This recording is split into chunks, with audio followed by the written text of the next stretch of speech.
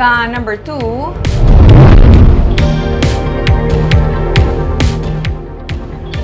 Anay Congressman Cong Kiko ang nagpanumpa na bilang Director General ng TESDA.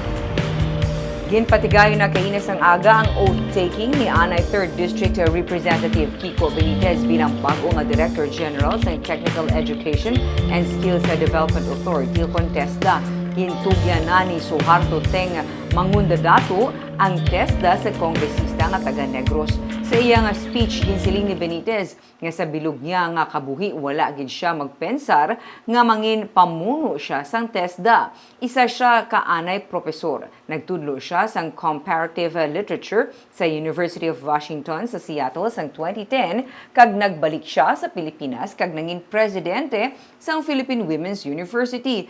Ginpasalamatan niya si Presidente Ferdinand Marcos Jr. sa pagsalig sa iya.